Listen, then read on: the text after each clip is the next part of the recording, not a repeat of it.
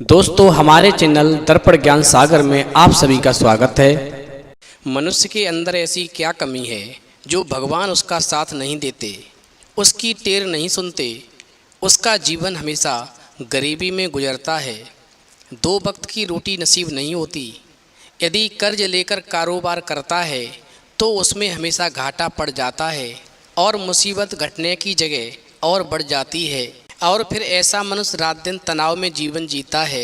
मित्रों, हमेशा ध्यान रखना, जब पैसा पास नहीं होता है तो गैरों की तो बात ही क्या करें, अपने सगे संबंधी, माता पिता, पुत्र, भाई बहन, पत्नी आदि साथ छोड़ देते हैं। गरीबी की स्थिति में मनुष्य रात दिन चिंता में डूबा रहता है। मित्रों, विद्वान और गुणी संतों का कहना है, चिंता चिता से बढ़कर होती है, क्योंकि चिता में तो मुर्दा जलते हैं लेकिन चिंता में जिंदा मनुष्य जल जाता है। मित्रों, धन के अभाव में जीवन संभव नहीं है, क्योंकि बचपन से लेकर मृत्यु तक पैसा के बिना कुछ नहीं होता।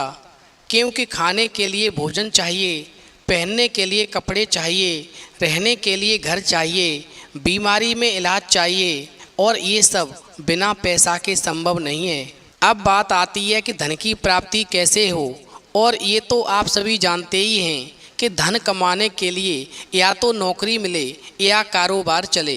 अब सोचो, यदि नौकरी मिल नहीं रही, कारोबार चल नहीं रहा, कर्ज बढ़ता जा रहा है, फिर ऐसे में क्या करें क्या ना करें। तो आज की वीडियो आप सभी के लिए बहुत ही महत्वपूर्ण होने वाली है, इसलिए इस वीडियो को पूरा देखें और वीडियो के अंत तक बने रहें, क्योंकि आधी अधूरी वीडियो देखने से हमेशा अधूरा ज्ञान ही प्राप्त होता है जो जीवन में कभी काम नहीं आता।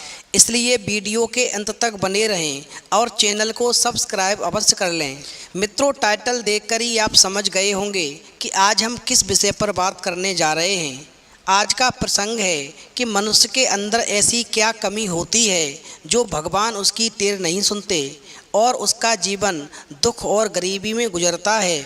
तो आइए इस प्रसंग को ठीक से समझने के लिए मैं आपको एक छोटी सी कहानी सुनाता हूँ और आपसे अनुरोध करता हूँ कि इस कहानी को पूरा अवश्य सुनें।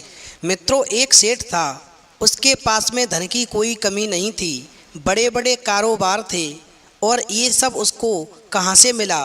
तो ये करोड़ों की संपत्ति उस सेठ को अपने माता पिता से विरासत के रूप में प्राप्त हुई। और जब माता पिता का स्वर्गवास हो गया तो फिर वो सेठ जो था उस धन से ऐशो आराम का जीवन व्यतीत करने लगा। अब धीरे धीरे उसको विरासत में मिला हुआ धन समाप्त हो गया। फिर तो सेठ के बुरे दिन प्रारंभ हो गए।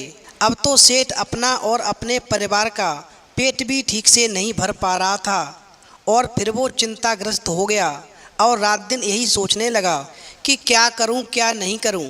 फिर एक दिन वो सेठ अपने मित्र के घर गया और जाकर बोला, अरे भाई, तुम मुझे कुछ रुपए उधार दे दो जिससे मैं एक कारखाना खोल सकूं, और जैसे ही मेरा कारखाना चल जाएगा फिर मैं तुम्हें ब्याज सहित तुम्हारा सारा पैसा लौटा दूंगा। मित्रों, सेठ का मित्र ब्याज पर पैसे उठाता था।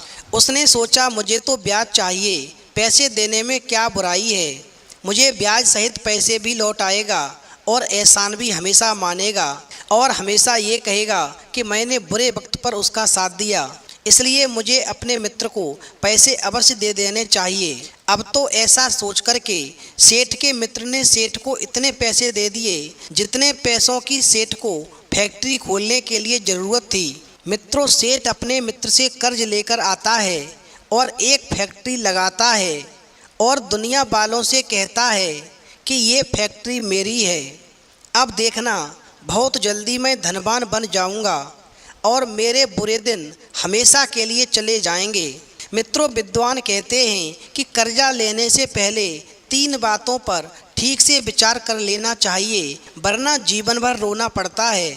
नंबर 1, क्या कर्ज लेने के बाद आप दूसरे जरूरी खर्च से समझौता करने की स्थिति में तो नहीं होंगे? कर्ज हमेशा आमदनी के हिसाब से ही लेना चाहिए, अन्यथा सारे जीवन दुखों का सामना करना ही पड़ता है। नंबर 2, क्या कर्ज आपकी भविष्य की आमदनी पर सीधे असर डालने वाला साबित हो सकता है? यदि इस सवाल का जवाब हाँ हो तभी कर्ज लेना चाहिए, अन्यथा इसके दुष्परिणाम भी भुगतने पड़ते हैं। नंबर 3, क्या आपकी संपत्ति की वैल्यू की तुलना में कर्ज का बोझ अधिक है? बहुत से लोगों ने स्वैच्छिक रिटायरमेंट लेकर के स्टॉक ट्रेडिंग शुरू किया और अंत में ऐसे लोग अपना सब कुछ गंवा बैठे। मित्रों, कर्ज सोच समझकर ही लेना चाहिए।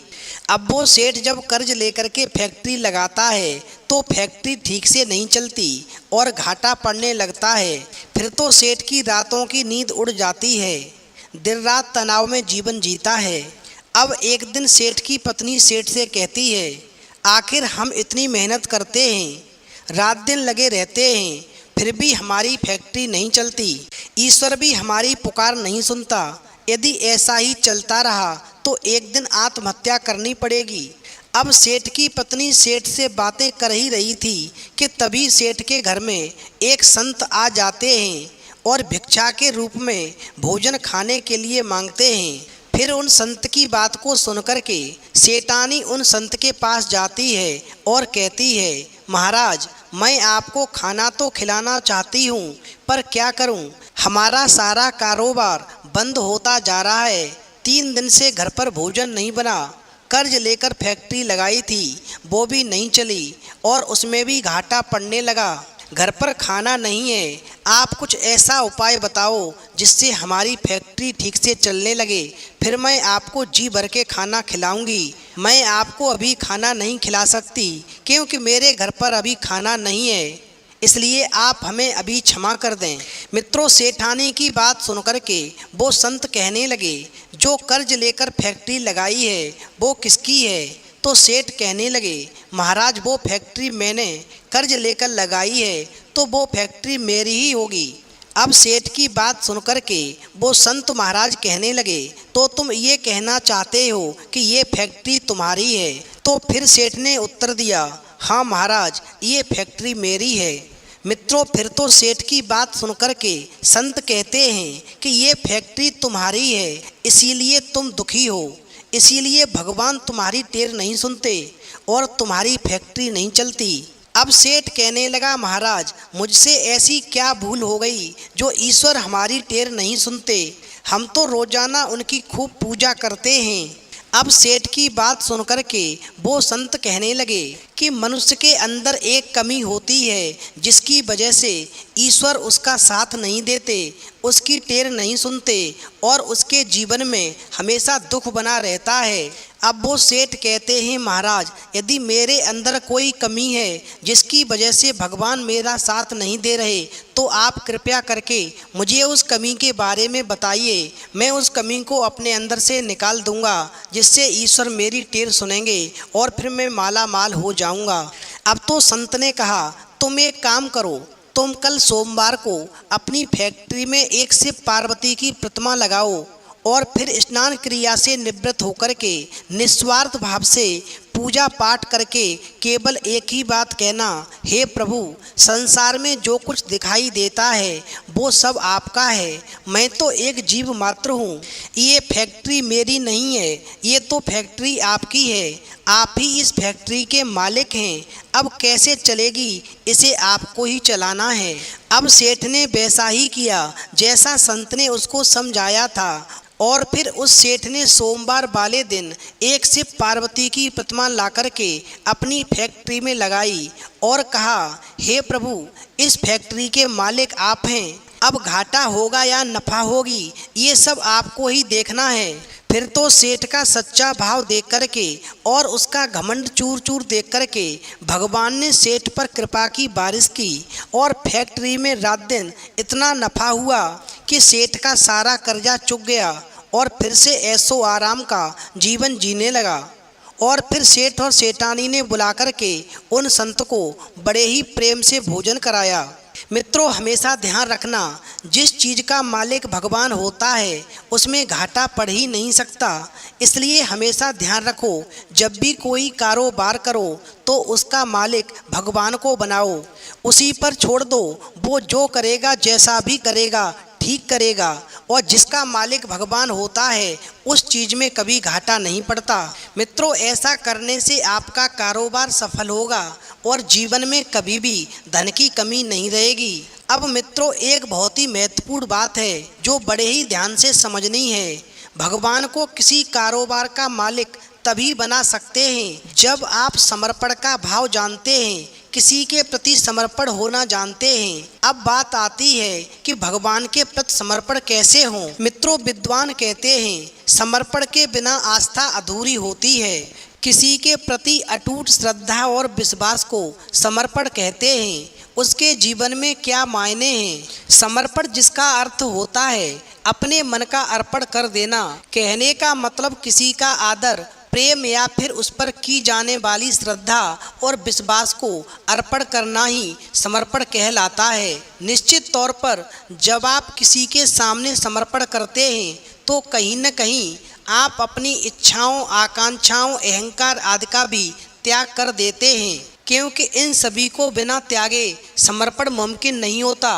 फिर आप चाहे किसी व्यक्ति के लिए या फिर भगवान के लिए ही समर्पण क्यों ना कर रहे हों। अब मित्रों, अंत में मैं सिर्फ आपसे इतना ही कहना चाहूँगा, यदि आप अपने आप को भगवान के प्रति समर्पण करना चाहते हैं, अपना सारे जीवन का भार ईश्वर पर सौंपना चाहते हैं, तो ईश्वर के प्रति समर्पण होने के लिए आपको इन 4 बातों का विशेष ध्यान रखना होगा।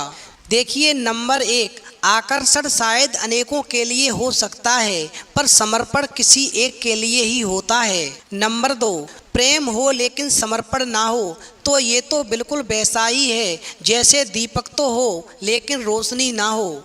नंबर 3, कोई भी मनुष्य तब तक महान नहीं बन सकता जब तक कि उसके भीतर एकाग्रता, जुनून और समर्पण ना हो। नंबर 4, जीवन में हमेशा उस व्यक्ति को संभाल कर रखना चाहिए जिसका समय, साथ और समर्पण आपके लिए हमेशा कायम रहता है, फिर चाहे वो कोई व्यक्ति हो या फिर भगवान हो।